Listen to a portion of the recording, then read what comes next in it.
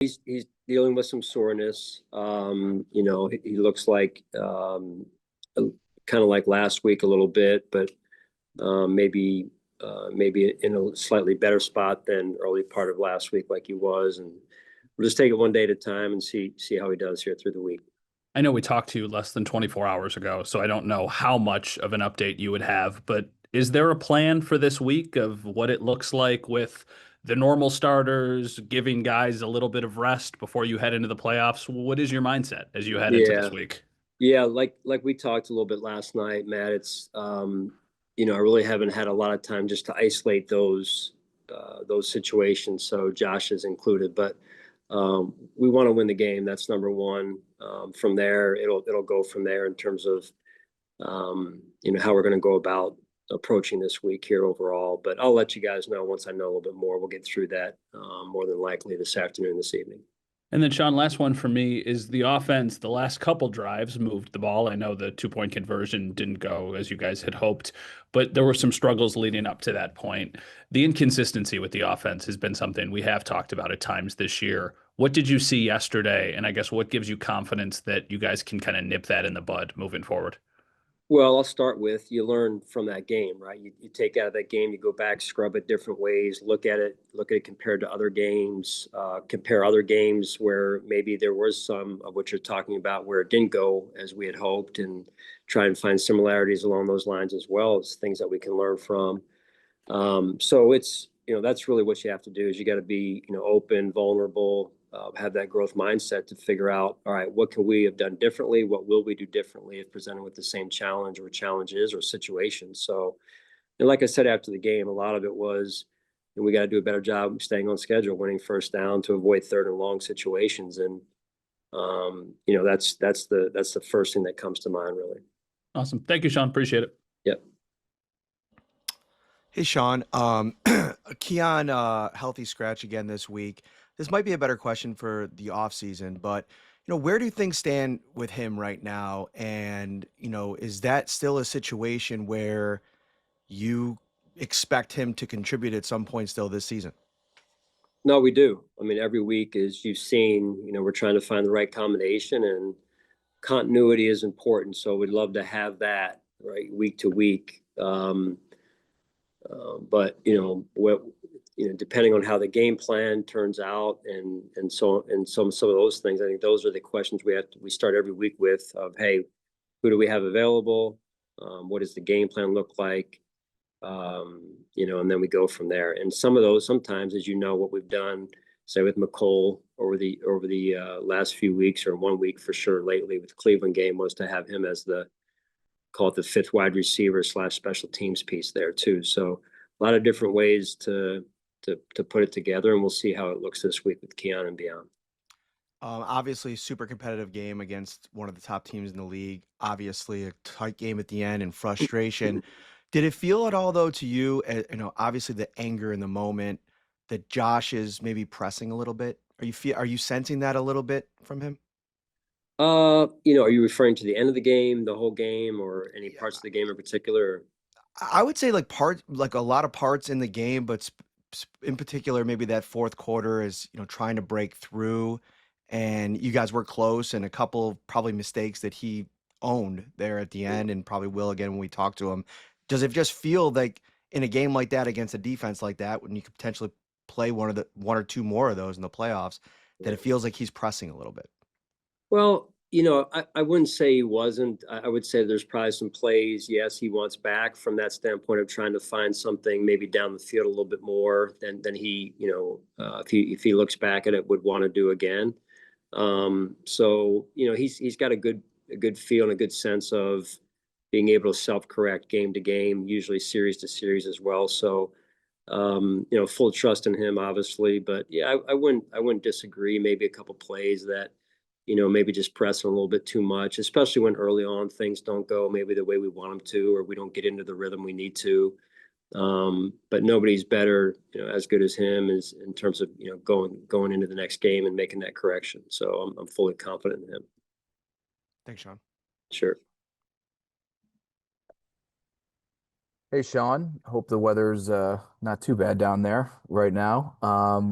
We saw Yeah, you guys you guys, relieve. no one wanted to come down and visit us down here today. I got to get back home at some point, so I'll deal with I it get it. in No, the it's field good that you house. guys are safe. It's better to be safe. We saw you guys let go Michael Badgley. What is the plan this week and even moving forward at kicker? Matt Prater seems to be moving in the right direction. Don't know for sure yet, but I feel like we're heading in the right direction there, and it should be back this week. But we'll know a little bit more over the next day or two when he gets a chance to kick some more here for us. And on that injury note, we know Terrel left the game. Do you have any update on him and even the guys who didn't play in yesterday's game? Yeah, so Terrell will be out with a calf injury. He'll be out this week. We'll start with that. And then we mentioned Matt Prater, Dalton Kincaid, Daquan Jones, Jordan Poyer, Jordan Phillips are all improving, and we'll see how they do. Take it one day at a time here. With Bernard, is it 1 week? Is it being cautious? What do you see the long term with his calf injury? Yeah, we'll take it 1 week at a time is all I can give you right now. It's still obviously less than 24 hours out from the injury at this point. All right, cool. Thanks, Sean. Sure. Hey, Coach, I know it's early in the week, but Week 18 marks the final regular season game at Highmark Stadium. How will you savor that last game? Oh, man. Emotional, just already thinking about it. It's very important to me. It's very important to our staff, to our team, and it will be addressed accordingly as we get together for our week of preparation here. So many memories, right, for so many people, so many families, friends, and just the moments that everyone shared over the years. Even when I first got here, and the stories that people would share, and I would just be listening to, and some outside the Bills organization and some inside the Bills organization. And now, being here 9 years with my family, being able to experience some of those same type of memories is special. And so we owe it to the stadium and to the memories that exist in that stadium to go out the right way here. What game or memory sticks out the most at this point? I would say a couple games. Baltimore, I would say the 2020 COVID divisional game was a big one for us. I think Taryn had a pick six in that game, which pretty much sealed the deal. And that was a memorable one, going to the AFC Championship game the first time. We were kind of on the climb in 2020 for the first time there. And, just a lot of other games, too, that come to mind. The New England playoff game, where I can't remember what the final score was, but it was ended up being a pretty significant difference in the score. And so a lot of great memories, some divisional, divisional championships won there or sealed there. So it's been great. The fans have been phenomenal. And, I look across out my window and I see the stadium. I'm just like, it's almost, like I said, I don't want to say sad, because it's not a sad day, but it is a little bit sad, and I'm emotional about it. Even just being in my locker room, I was taking some time last night and just kind of looking around. It was just when I was the only one there at that point. But yeah, it's, life moves fast, and it's been a special place for a lot of people. Appreciate it, Coach. Sure.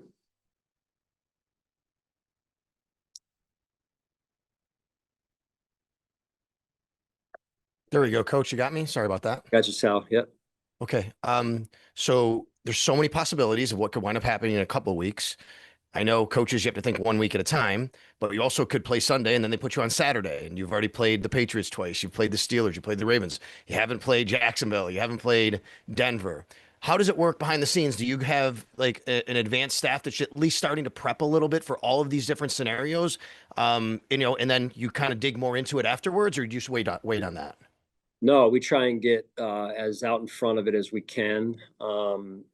This year, it seems like there's a lot more combinations of who we may play in the first round versus other years. So makes it a little bit more challenging, but all hands on deck. So our quality control coaches, some of the assistants as well, will get involved in trying to, break down some of the opponents that we may not know as much about to this point this season, and then make sure we're prepared for the 2 to 3, 3 to 4 combinations of who the first opponent might be for us.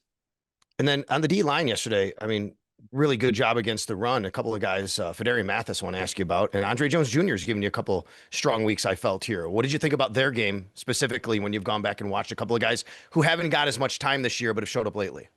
Yeah, I mean, Andre Jones came, and then he ended up getting released, and he came back to us.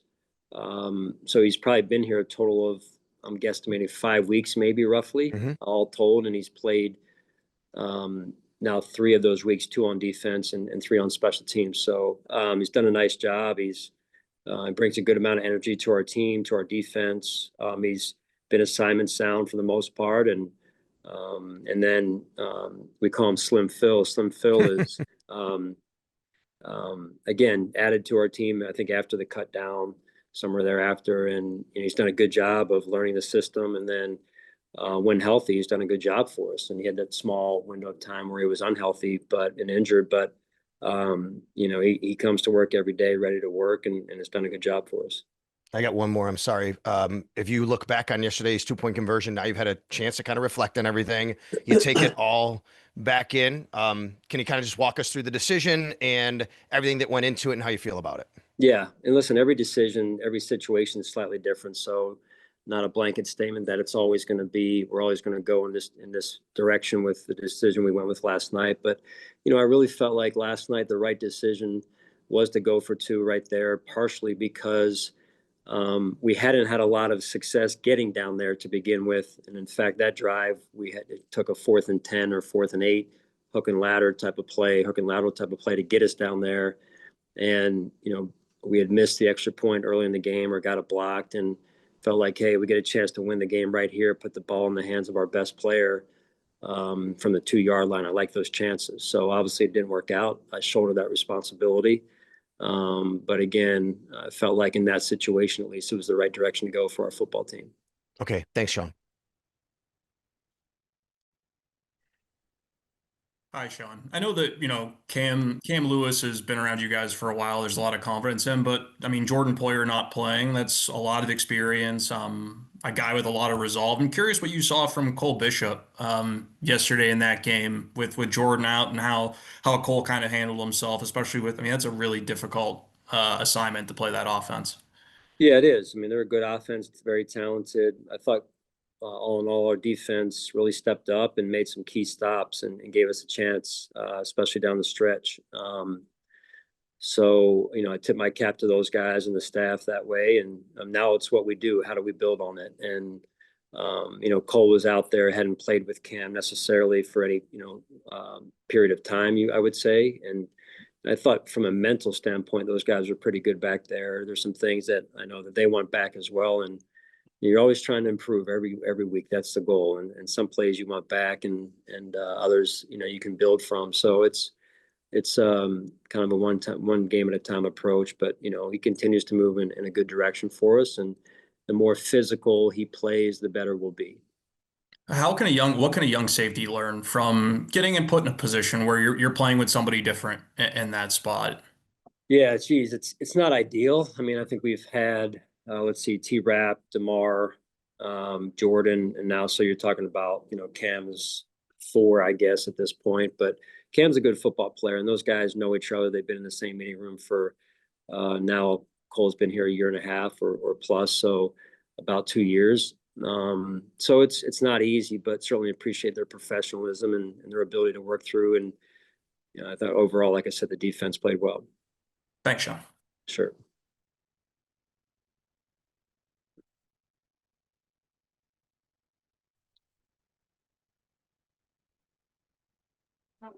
George, I don't think we can hear you. We're going to circle back to you. Hey, Sean. Just wanted to follow up on you were talking about last night in the stadium. What time did you get out of there? I don't know. I think it was like 10 o'clock, maybe something like that. And what's that like? Because I think a lot of longtime Bills fans probably think about all their memories, and you've kind of had like this sustained success here, and 10 years of all of these memories, playoff games in that building. I mean, can you take me a little bit more into just what this next week's going to be like, ramping up to potentially the last game in there? Man, emotional. It'll be emotional. Even for me who, I've been here, like I said, 9 years, and there's a lot of people who have been here a lot longer than me and my family. So sometimes I think about that as well, like what this place and that stadium means to me. And then I think about the people who have been here, 3 times as long as I've been here, and the memories that they've built and how emotional it'll probably be for them. And what's interesting and kind of unique is before a game, before a game, like the hay's in the barn, all the prep work is done, and you end up, I do at least, you get dressed in your locker room and you're going through last minute reminders, shuffling through the different papers and reminders and whatnot. And then it's just you and time before opening kickoff. And I think that's what makes up some of my memories with this stadium, is some of those times alone before a game, in those moments that you get by yourself with your thoughts, and then also after a game as well, when you're trying to figure out how we did, what we could have done better. And a lot of the locker room is cleared out, to your point, and it's just you. And so I found myself, as I think I'm one of the last ones to actually get a shower and walk back over to the stadium here. And it's, you have some great memories of those victories, all the victories that we've had, and how hard it was too, during the course of each game to win. And so you savor those moments, because like everyone always says, it's hard to win this league, and it's true.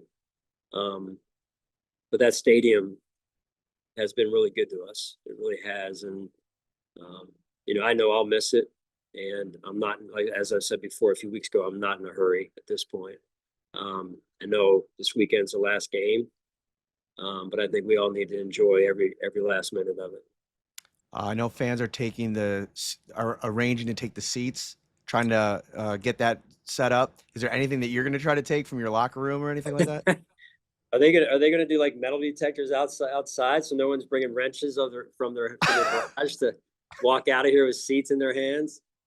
They might have to. I know. Yeah, I'll maybe I'll do the same thing. Awesome. Thanks, Sean. Yeah, sure. Good afternoon, Coach. How you doing? I'm doing well. How are you? It's Pat Freeman from the Buffalo Criterion newspaper. I just want to ask you, I know it is going to be an emotional moment for you. This is your 9th year, but I want to ask you about that first draft class. That first draft class, how influential they've been on your stay here and your career. You're talking about Matt Milano, Deion Dawkins, Tre'Davious White. And a lot of people have forgotten that that was not only your first draft class, but you did that draft with Doug Whaley, and then he was let go afterwards. But how influential was that first draft?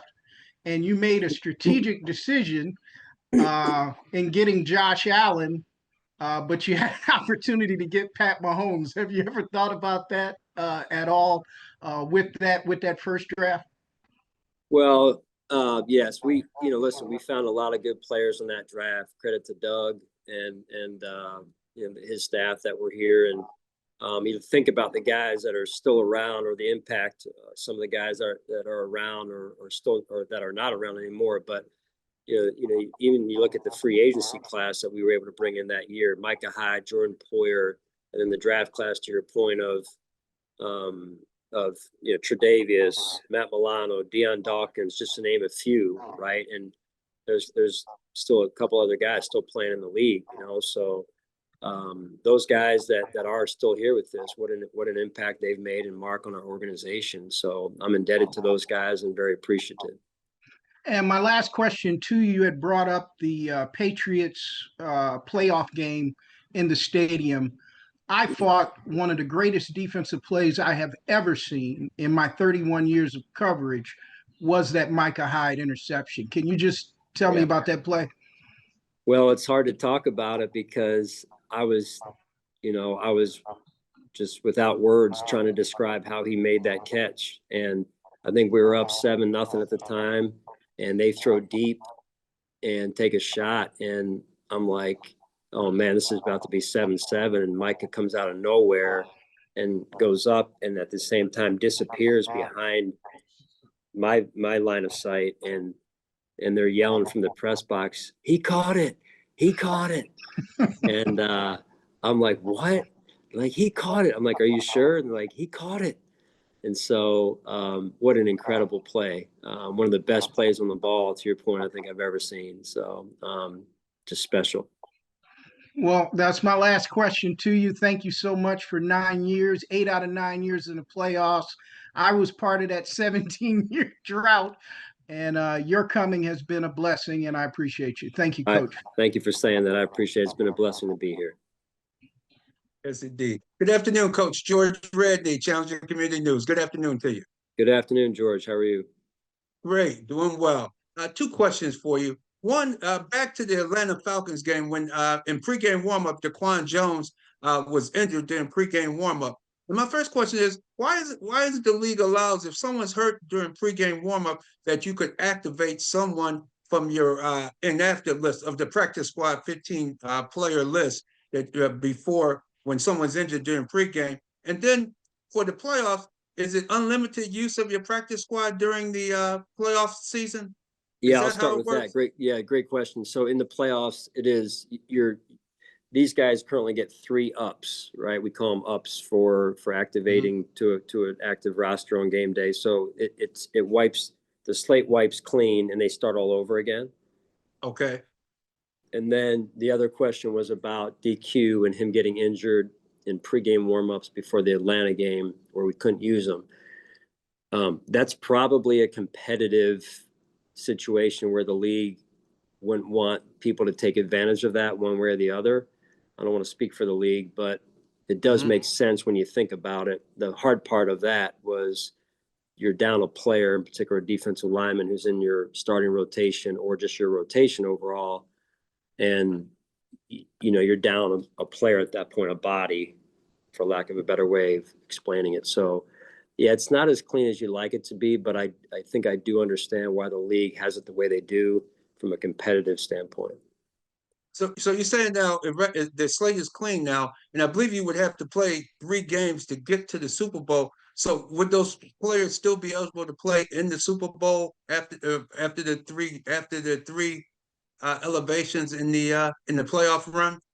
You know what? I'd have to look into that. Right now, I'm just focused on taking it one game at a time. So all I know is all the guys will be up for that first game if we need to use them right there. Okay, yeah, these rules. I tell you, I was wondering why they. But so someone could maybe fake kind of something, say, "Hey, this guy's hurt. We want to put Joe Blow on. We want to get somebody else on there." It messes around with the competitiveness. Yes, you were yeah, saying. I would believe so. That's why they have it the way that they do. I mean, people, the 90-minute rule as it is, where inactives are declared for the game, once you cross over that threshold, then I got to believe that they figure that that's enough. And then whatever happens after that is, of your own responsibility to get figured out. So.